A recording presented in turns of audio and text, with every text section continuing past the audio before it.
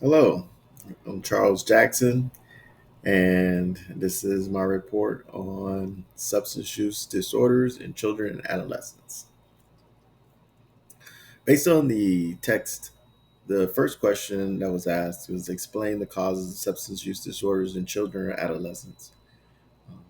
Bottom line is that, according to the textbook, adolescents and use drug and alcohol for many reasons. I find that curiosity definitely is one of the reasons to start experimenting with substance abuse. I completely agree with the Texas idea that those that have family history of substance abuse, it's definitely a environmental aspect. Um, Children who find themselves being exposed to substance use are generally exposed to it by family members. Um, or in times can be exposed by family members. Um, Depression, so mood, self-esteem, and trying to fit in with peers. Peer pressure is a large factor in substance use among adults. The second question is explain the signs and symptoms that adolescents might be experiencing a substance use disorder. This one, additionally, I got from the text, and the signs and symptoms that it lists are pretty common things in my world. I'm a doing my field placement at a behavioral health treatment center, and in Belton, Texas, and these are some of the things that kids have, adolescents have told me they've had issues with substance use. The signs of substance use could be picked out. For instance, sudden, overwhelming fear for no reason, meaning that they're probably coming down or catching a high of some kind. Feeling sad or withdrawn, those are a symptom of potential substance use. So that's what you would identify in a child or an adolescent. Severe out of control behavior. Um, Children have or adolescents have a problem with impulse control. I believe it's a developmental aspect of their life. They're at this point where they're trying to separate themselves from their family unit, and at times this could exhibit in those type of manners. Not eating, throwing, depending on what type of drug. Um, Extreme difficulty of concentrating. In that case, they could also have a comorbidity of ADHD or just simple anxiety, and maybe using drugs or an alcohol or whatnot to mask the symptoms that they're experiencing. And then severe mood swings. Additionally, that could be from continued use of drugs, and then drastic changes in behavior or personality would be another sign and symptom that a parent could identify, or in our case, a social worker would be able to identify in efforts to detect um, substance use in adolescents. Number three, explain the criteria for diagnosing substance use disorder in children or adolescents, according to the DSM, right? And then additionally, identify some cultural considerations. According to the DSM, a diagnosis of substance use is aspects such as taking substances more than you intend to over a longer period. Of course, these symptoms have to last over a period of or occur within 12 months, at least two of these aspects. Persistent desire or successful efforts to cut down. So trying to quit but can't, find themselves relapsing after attempting to quit. Spending a lot of time or effort using or obtaining the substances.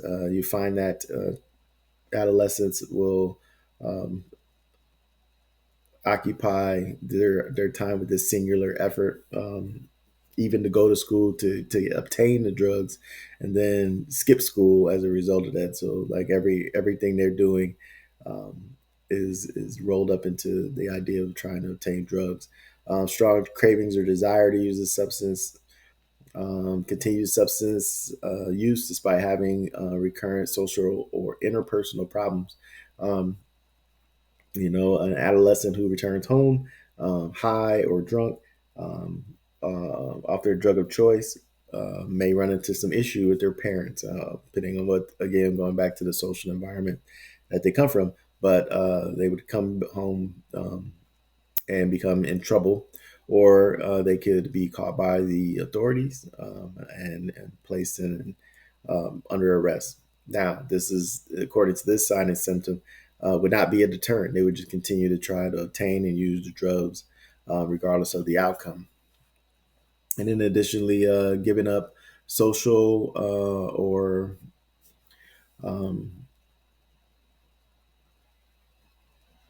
social gatherings, occupational or recreational activities, meaning distancing themselves from people they know or normally would normally hang out, or things they would do. So a child that was in a sport would all of a sudden quit the sport or become um, um, or start to perform in a manner that was not consistent with their past performance due to their continued drug use. If they were also showing characteristics of withdrawal from substance use. So they're no longer taking the substance, and you can see an obvious point of change in them. I would say a hangover, as it were, would be a good indicator of substance use. And then, of course, their severity is based on how many of the criteria mentioned in the DSM has been met. It says a mild, moderate, and severe, based on the amount of criteria. Severe being the most, with six or more criteria being met. There's also cultural considerations to consider. Cultural norms and values are an aspect to consider. You would have to take in the families' viewpoints from a cultural standpoint about alcohol use. For instance, it is said that in European countries, the age for drinking is in the low teens, which means that that same teenager would come to America with our drinking age at the age of 21 and be frowned upon with their activities, whereas at home it would be fine. The summarization of this one is provide evidence-based screening tools. All right. So the evidence-based screening tools I've chosen, one would be the craft screening tool. This screening tool is used for adolescents to identify high-risk alcohol and drug use and disorders. The C in craft in the interview is based on these questions that the teenager would fill out. And basically, C, have you ever ridden in a car by someone, including yourself, who was high or been using drugs and alcohol? R, do you ever use drugs or alcohol to relax or feel better or fit in? A, F, F, then finally T, wherein have you gotten into trouble while using drugs or alcohol? So this type of questionnaire would pull up or identify issues and the use of the teenager or adolescent, for that matter. The advantages of this test is pretty quick, easy to give. You can give it to yourself, or give it to yourself. You can administer it yourself, or you can have them brought to a physician and or therapy location and have them administer the test based on they're able to do it. Um, the limitation of this is that it's based for the idea or the presence of use of drugs, not how bad they use it. So this wouldn't be able to identify how many times you've ridden in that car. That's not the question that was asked. One of the questions is, do you ever use drugs or alcohol by yourself or you're alone? How often? Which would lead into the fulfillment of criteria of the DSM questionnaire. Use within 12 months, and the severity of use.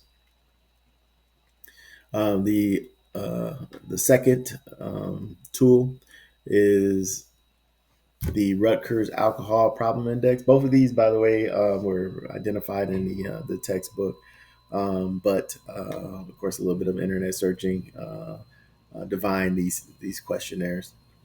Um, the RAPI, Rutgers Alcohol Problem Index, is a screen designed to measure alcohol and related issues among adolescents and young adults. Same thing, questions um, based on a Likert rating scale, 0 through 4. Um, with 0 being never and up to 4 being 10 or more times. It's 23 questions. It gives you a measure of the impact of alcohol use in the population of adolescents and provides detailed information about the consequences of drinking, right? Number 5, compare and contrast 3 evidence-based treatment alternatives. All right, 3 treatment alternatives, one being pharmacology. Let's go with that one first. Medicated assisted treatment. Medication assisted treatment, such as buprofen. There's a article which I've referred to, wherein it says that adolescents who received lower rates of the opioids um, while they were taking buprofen, they noticed a difference once the medication was discontinued, and it led them, um, the researchers, to determine that it has the potential for misuse because of its agonist activity. Um, Although the potential for it to use that is better than using a full opioid agonist. All right, so like a oxycodone or a heroin.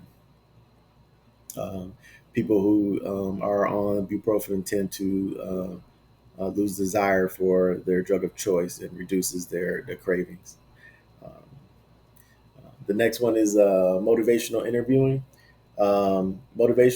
Interviewing allows you for client centered directive method of enhancing intrinsic motivation to change, exploring, and resolving ambivalence. Right. So basically, you're expressing empathy in your questioning. You'll develop um,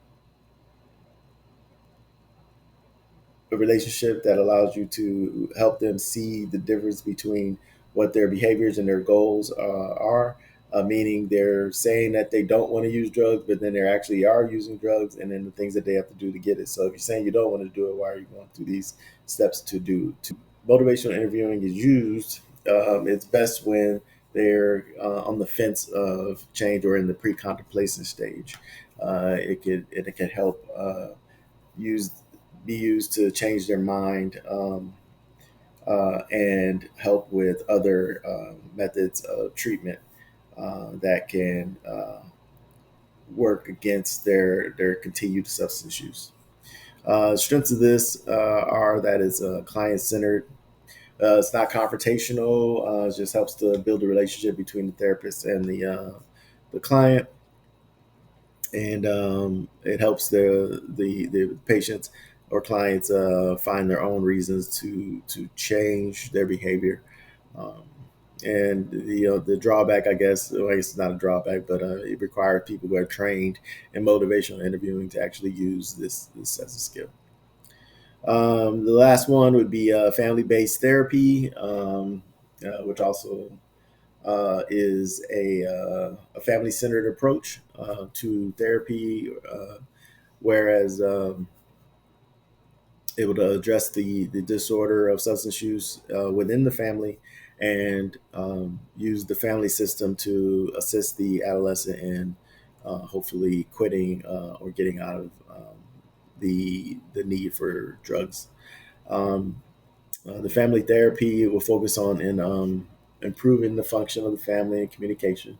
It also has a component of individual therapy, which the therapist would talk to the adolescents individually about their substance use, mental health issues, things like that. Um, in addition, they'll add in the parenting skills, meaning we'll talk to the parents of the adolescent to help them with any questions or issues that they're having. um, working with the adolescent. And then it engages community, meaning it used, in the adolescent case, school resources or community organizations to help with the adolescent's recovery, such as like a boys club or after school club to occupy the children's time. Um, the good thing about that is it also is a family approach, but also has a ecological systems approach, and it's a strengths based because it's going to build upon the resources and the strengths that the adolescence has around them, right? And it's evidence based. Um, it is time consuming as a limitation, and the plus of it being a systems based approach also is a drawback because it could be resource intensive, meaning you'd have to get all of these people from the different areas, the school, the after school club, every family member, um, to include therapists, which a therapy team, which includes the therapist, the doctor, nurses, to ensure that this adolescent stays clean. So yeah, it's drawbacks to everything.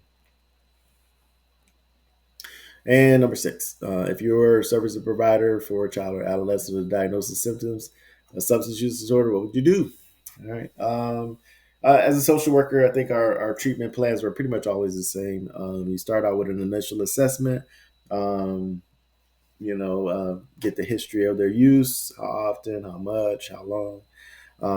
Then determine whether or not they have any additional mental health issues that maybe they're trying to again cover up with their drug use, family history, what's going on in that system, um, and then do a physical health assessment. Hopefully, we can find something else or anything else in there that will cause the person to use drugs. Then there's risk factors. Risk factors um, like identify those things that the environment offers the child at home, like for instance a parent who is a drug user, and in that case that means that they have access to the parent's drugs. In addition, if their peer group uses drugs, then their peers may be a point that needs to be cleaned up or removed from their environment, and so on and so forth. Of course, you'll develop a treatment plan that includes all goals. We like to use the SMART goal in um, the organization that I'm interning at. It allows the person to set realistic, measurable goals, um, time intense, things like that. Definitely want to address the co-occurring disorders if there were just any discovered.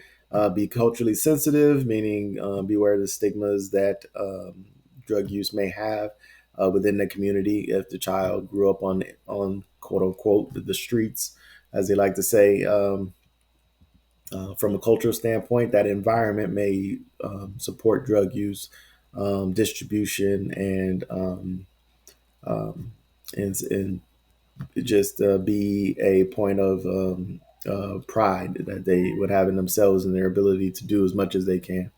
Who knows? It is a strength. I would use a strengths based approach, which means we would have to um, consider that